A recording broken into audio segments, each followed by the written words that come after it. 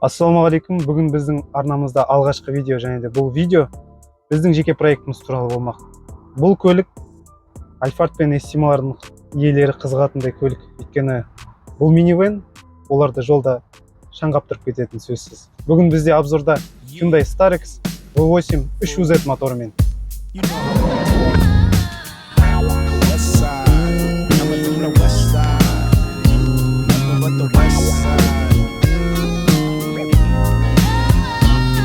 Ain't nothing going on but the bomb-ass rap song hitting all night long.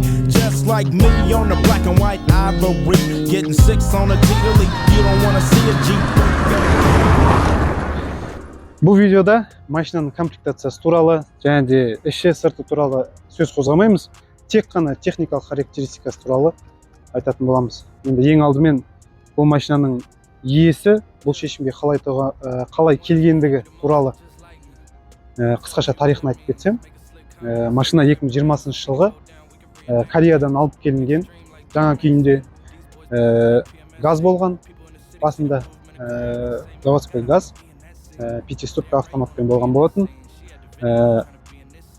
Машина 40 000 километр жүргеннен кейін двигателі ступ берді, яғни двигателі айналмай қалды мүлде. Және де хозяин, машинаның иесі көліктің бұл моторды іздеді, Қазақстанда таппады, және де жөндейтін адамдар іздеді. Тек қана бір-ақ адамдар жөндеуге келісті Алматыда, және де оның бағасы миллион, қателеспесем, 1 900 000 деген баға айтылды. Сондықтан кез келген адам мен ойымша болған келіспейтін еді. Сондықтан бұл хозяин, машинаның хозяйны осы моторды салуға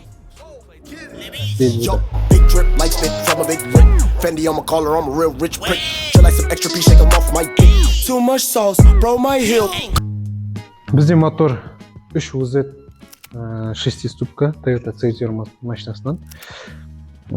Енді шыны керек бұл моторды бұл жерге орнату оңай болған жоқ. Біздің бұл шамамен алғанда 1 ай уақытымыз кетті осы моторды осы жерге орнатуға. Енді рет-ретімен бәрін айтатын болсақ, не істелгені туралы бұл жерде. Ең алдымен бұл жерде орын аз, машинаның өз моторы 4 цилиндрлік болғандықтан, ал қазір бұл мотор 8 цилиндр, орын жеткіліксіз болды. Сондықтан да біз радиаторлар кассетасын кішкене алға қарай жылжыту керек болды.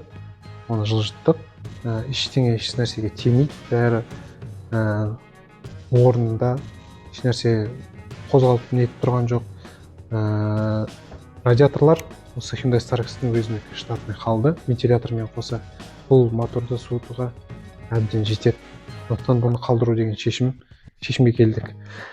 Одан кейін топливный системаға келетін болсақ, изначально басында бұл машина айтып кеткендей газ болды. Сондықтан бұл жерде топливный системада ең үлкен даработ бұл бак газдікі басқаша болады. Сондықтан біз бұл жерге тапқанымыз дизельдікі болды. Дизель пластиковый бак. Осы Hyundai Starex'тікі дизельдікін салдық.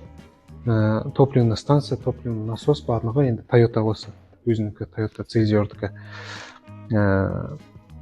Сонымен қоса по топливной системе бұл жерде көбісі негізі свап жасағанда адсорберді салмайды. Одан кейін бұл машинадан бензинесі шығып жүреді, және тағы да басқа да қиындықтар туады. Сондықтан да біз бұндай бұл элементті міндетті түрде қалдырамыз. Адсорбердің клапанымен, адсорбердің өзі. Енді адсорбер бұл машинада енді газ болғандықтан машинаның өзінде болған жоқ. Бұл жерге біз жаңағы оңай, тез және арзан шешім Lada Priora'ның адсорберін салдық. Жұмыс істеп тұр, бәрі нормально, бәрі тамаша. Одан кейін впускной тракторға келетін болсақ, впускной система GX 470-тікі, өйткені 4-3 UZ-тікі мына жері басқаша алып келеді, прямой. Бұл жерге бізге келмейді. Сондықтан біз бұл жерге GX 470-тің впускной гофрасын салдық. Ал мына жер бұл өзі Hyundai Starex'тің өзінің штатный несі, воздушный фильтрі. Оны ауыстыруға өте өзінікін іздеп, өзінікін сала салады да, оңай. Одан кейін выпускной система полностью қолдан істелді. Өйткені өзінікі енді 4-ақ цилиндр болғаннан кейін бірақ бір ғана труба болатын, ал бұл жерде біз екі труба, міндетті түрде бәрі екі труба шығады бізде, сондықтан да барлығын толықтай жаңадан істеуге тура келді. Катализатор жоқ, компьютер прошитый, екі пламя-гаситель ғана бар, барлығы кастом асты выпускной система. Енді одан кейін двигательдің креплениясы, механический жағына келетін болсақ, двигательдің креплениясы тоже кастом қолдан жасалған, өзіміз жасадық. Одан кейін тағы да ең үлкен механический жағынан өзгеріс бұл кардан болып келеді. Кардан енді Hyundai мен Toyota'ның бір-біріне келмейді, ұзындықтары да қалыңдықтары. Сондықтан жартылай Toyota'ның карданы және де жартылай Hyundai'дің карданы бір-біріне келтірдік. Оны да келтіру оңай емес. Оның арнайы өзінің олар істетін станогы бар, және де оның центровой істет, және де тағы басқа да өзінің жұмыстары бар. Және оны біз істеген жоқ, біз істеттік біреуге. Қазір барлығы ешқандай биене жоқ, барлығы орнында, барлығы нормально. Мост, машинаның мосты артқы редуктор өзінікі, Hyundai Starex-тікі. По характеристикам тура OZ-тің өз мостымен бірдей, сондықтан да редуктормен бірдей, сондықтан да оны қалдырдық. Бұл мощностьті оңай көтереді ол редуктор, сондықтан да Hyundai Starex-тің өзінің редукторы. По ходовке басқа жағынан барлығы Hyundai Starex-тің өзінікі штатный қалып, келешекте көлік иесіне ешқандай қиындық тудырмау үшін.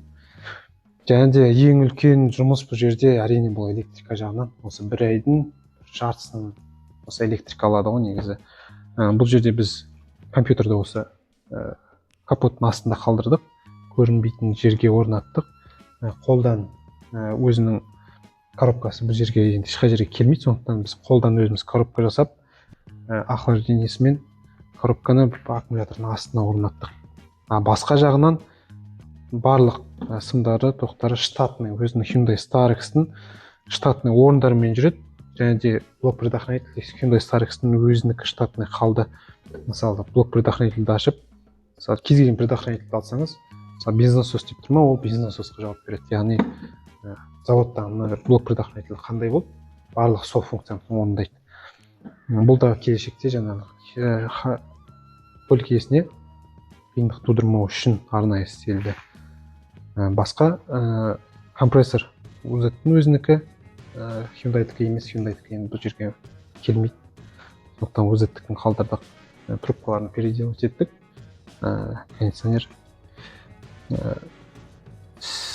Кондиционер барлығы толықтай жұмыс жасап тұр. Одан кейін рулевой рейка Hyundai Starex-тікі өзінікі, ешқандай трассасын жаңағы нетеді. Трубкалардың ештеңесі переделать еткен жоқ, тек қана жаңағы ГУР 3OZ-тікі келетін жерінде ғана шамалы переделка болды. Қатты емес, незначительный. 3OZ-тің насосы ГУР бұл рейканы оңай айналдырады, сондықтан да бұл жағынан тоже ешқандай проблема жоқ. Тормозной система барлығы қалғаны, барлығы өзінікі штатный қалды.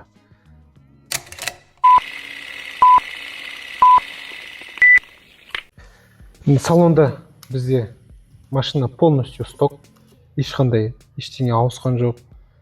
Сваптар көрген шығарсыздар, селектор Toyota'ныкін салып қояды, немесе щитогы деген сияқты. Бұл жерде бізде ешқандай өзгеріс жоқ. Селектор өзінікі, Hyundai Starex бүкіл индикациясы бар, PRN-ді, жаңағы несі, қай скорость переключениесі бәрін көрсететін аяқта щитокта. Одан кейін климат Hyundai Starex өзінікі, климат контроль бәрі істейді. Компрессор бірақ бізде компрессор кондиционері Toyota'ныкы тұр. Қалған нәрсесінің барлығы өзінікі штатный. Одан кейін мұнда щиток бізде тоже полностью өзінікі. Мұнда температура, тахометр, спидометр, бакта бензин қанша екенін, одометр барлығы жұмыс істейді. Мына жерде ABS жанып тұр, енді ABS бір датчигі. Хозяин өзі заказ беріп қойған, датчик істемейді. Ол ешқандай қатысы жоқ. Майдың индикациясы жаңағы.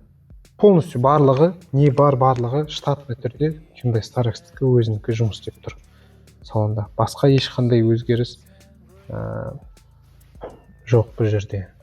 Енді жаңа айтып кеткендей, щитокты бұл жерде енді келтіру оңай болған жоқ. Щитокты бұл жерде келтіру үшін арнайы контроллерлар сатады.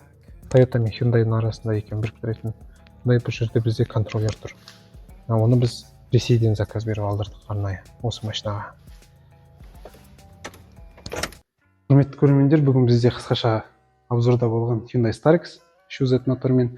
Көлік иесінің айтуы бойынша енді еш өкінбейді, өйткені бұл мотордың жүрісі де бөлек, тартысы бөлек, өзінің дауысы да бөлек, және де расходы көлік иесінің көңілінен шығып тұр. Сондықтан да осы моторды кімде-кім ойланып жүрсе салса болады. Біздің мақсатымыз негізі осыны көрсету болды. Неге қысқаша обзор болды? Негізі бұл біздің бірінші проект емес, бұған дейін де бірнеше проекттарымыз болған. Біз бұған дейін видеоға түсірмеппіз. Процесс кезінде, жасап жатқан кезімізде ешқандай видеоға түсірмеппіз, өйткені ондай видео шығару деген ойда болған жоқ. Кейін біздің оқырмандарымыз бұл машинаны көрген, видео сұрады, сол үшін осындай қысқаша обзор түсіруге бел будық. Кейінгі жаңа проекттарымызды қолға алған кезде міндетті түрде видеоға түсіретін боламыз, процесс кезінде детально более түсіретін боламыз. Сондықтан арнамызға тіркеліңіздер, лайк басыңыздар, сұрақтарыңыз болса комментарийға немесе астында Instagram парақшамның ссылкасын қалдырам, сонда жазсаңыздар болады. Келесі жаңа видеоларды күтіңіздер.